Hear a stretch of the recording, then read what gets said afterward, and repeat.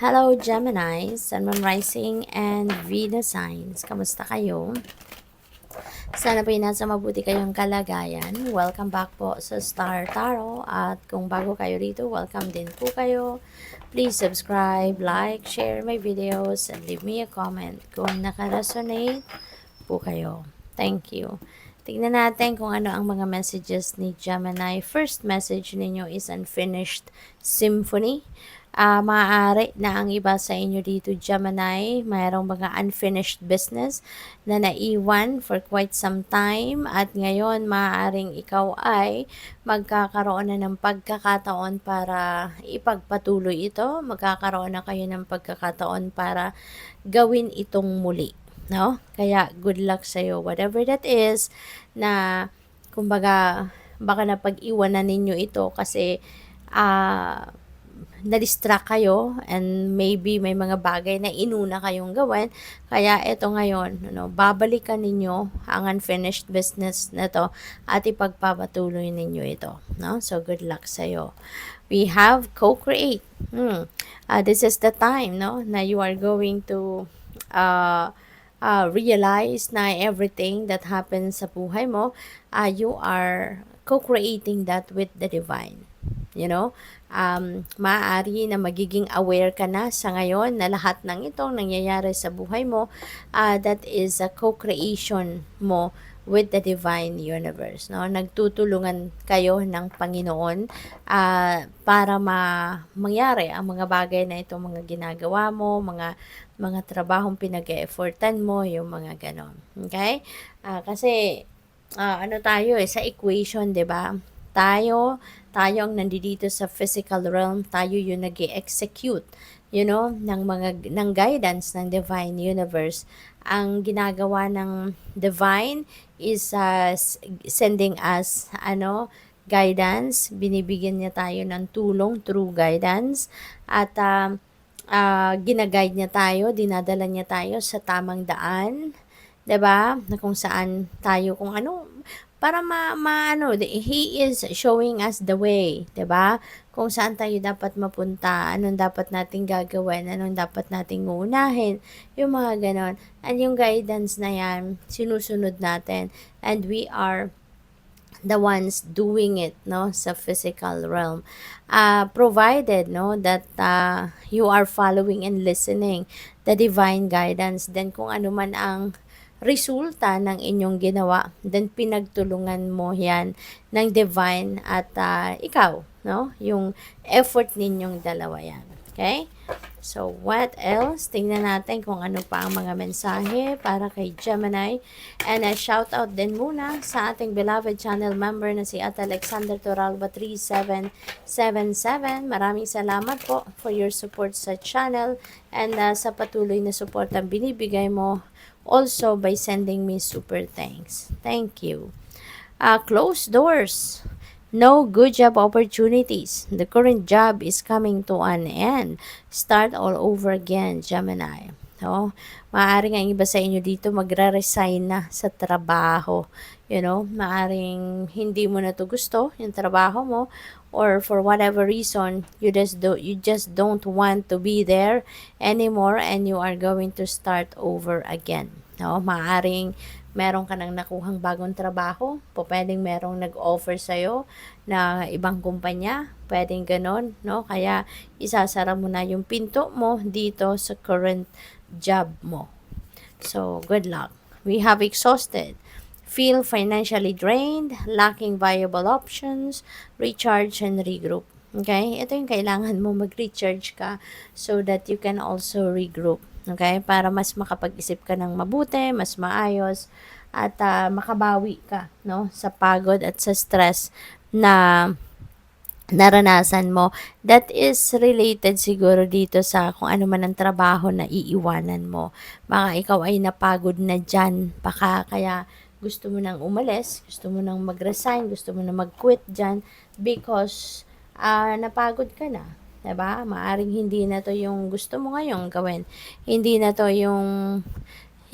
naka-align, kumbaga, sa kung ano man yung gusto mo mangyari sa buhay mo.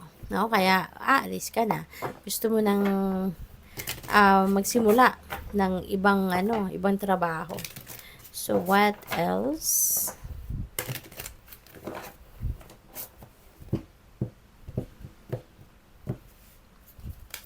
We have seven of emotions. Ayan. So, huwag kang mag-alala sa pagtatapos ng kung ano man trabaho na yan, ng pagtatapos ng current job mo. Huwag kang mag-alala. Marami ang other options. Maraming choices ang nandiyan sa inyong harapan. Pwede rin naman kasi, no, na kaya din kayo gusto nang umalis. Kaya iiwanan mo na yung trabaho yan because also maraming naging offer sa'yo. Marami ang dumating siguro na pagpipilian ninyong trabaho. Kaya din siguro kayo na-tempt din, no, na iwanan na yung current job ninyo because maybe there is a way better opportunity, lucrative offer siguro na dumating, no? We have Muse of Voices. Maybe ang iba sa inyo will be baka ang iba sa inyo kung ano man ang bagong trabaho ninyo sa ngayon, maybe so much better than kung ano yung trabaho ninyo, 'di ba, dati. Maaring you will be in a higher position, 'di ba? Sa isang kumpanya, baka yung nag-hire sa inyo, maybe ilalagay ka sa managerial position. Pwedeng ganon. No, yun ang napipick up ko dyan for some of you. Baka you will be one sitting in power, in a seat of power. So we have Ace of Emotions. Wow, beautiful. Napakaganda. This is about blessings, no? Ang daming biyaya na maaaring dumating sa buhay mo sa ngayon, Gemini. At kung ano man ang mga blessings na to, these are the ones that you need right now. Ito yung mga bagay na kakailanganin mo sa buhay mo sa ngayon, kaya ito yung ibibigay sa'yo.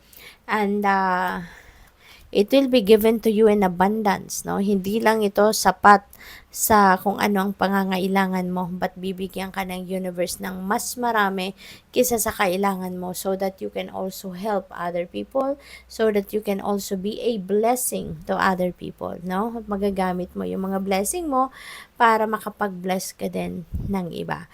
So, that could be anything, no? Pwedeng pera yan na dadating, pwedeng trabaho, opportunity, pwedeng love, pwedeng maybe you're going to meet new friends, no? It could be anything, but yun ang kailangan mo sa ngayon. Kaya you will be filled with joy and happiness, no? Kasi ang daming biyaya na paparating. The Hermit. Ayan. So, this is the time wherein kailangan mo din na magpahinga talaga, no? Feeling ko, kaya kailangan mo na mag-solitude, kailangan mo din na bigyan ng oras ang sarili mo na makapagnilay-nilay, makapagmuni-muni, maka-step back muna kayo sa kung anong mga worldly things na pinagkakaabalahan ninyo para na kayo talaga ay makabawi ng pagod, makabawi ng stress, no, na naranasan ninyo in the past. Kaya, give yourself time to breathe, no? Breathing time in the first 3 months, once in a while, gawin ninyo, no? Take a breather, okay? Para na totally makapag-replenish kayo ng mga lost energy ninyo. We have 4 of Emotions, ayan. So, my offer para sa inyo dito ang divine, pero baka ang iba sa inyo rito, a different group of in the collective, baka merong hindi ninyo mapapansin, yung offer na to, or pwede rin naman na dinidedman nyo lang. 'Di ba? Sometimes may mga ganun tayo, wala tayo sa mood. Maaaring ang iba sa inyo dito at some point magkaroon ng ganung sitwasyon. Kaya this could be a heads up para sa inyo na kapag meron kayong, kasi for sure, mararamdaman ninyo, no? Mararamdaman ninyo yan if there is an opportunity out there. Kasi pwedeng merong mag-offer sa'yo, magsabihin sa'yo talaga, or makikita ninyo, kunyari, may mga job postings, makikita ninyo yan. So, you will be aware of it. Kaya lang, yun nga, baka you will choose to deadma. 'Di ba? You will choose to just ignore it. Pwedeng ganun. Kaya heads up ito sa inyo na tignan ninyo Okay? Pansinin ninyo, Gemini, pansinin ninyo yung mga offers na maaaring kakatok sa buhay ninyo in the next 3 months kasi you never know, baka ito na yung breakthrough ninyo. Okay? Maaaring ito na yung mas pa, no, mas maganda pa kisa doon sa mga sa mga gusto ninyo. You know, kasi syempre meron din tayong mga iniisip na gusto ko ng ganito, so maybe you are expecting it, 'di ba, na magkaroon kayo ng gano'n. Pero 'di ba kung anong binibigay sa atin ng Divine Universe, yun ang best para sa atin, 'di ba? So sometimes not necessarily na ang ibibigay niya sa atin yung gusto natin. Kaya maaring na madidedman ninyo ito kasi baka hindi ito yung ini-expect ninyo na mga opportunity. But look into it still kasi hindi ibibigay sa'yo ng universe ang isang opportunity kung hindi rin naman para sa'yo. Kaya kung ano man tong mga kakatok sa'yo ng mga oportunidad that is meant for you, so please look into it before you totally ignore it. Okay, baka eto na ang eto na yung mas magbubukas, 'di ba, ng kasaganaan para sa iyo, hindi ba? So what else? We have two of voices. Ayan, decisions, decisions, decisions. There are many decision making. Siguro na kailangan kayong harapin or maaaring harapin around this time, you know? Kaya, yun, pag-isipan ninyong mabuti ang mga bagay-bagay before you make any decision as well. Dito kasi, baka hindi pa kayo handa. You know, may mga pagkakataon dito na hindi kayo handang pagdesisyonan ng mga bagay-bagay. So, whenever you are ready, make sure na pag-isipan ninyong mabuti at hindi lang yung logical mind ang gamitin ninyo sa pagdedesisyon. Also, consult your intuition as well para balance ang magiging decision ninyo. Good luck. Thank you for watching. Love and light. Namaste.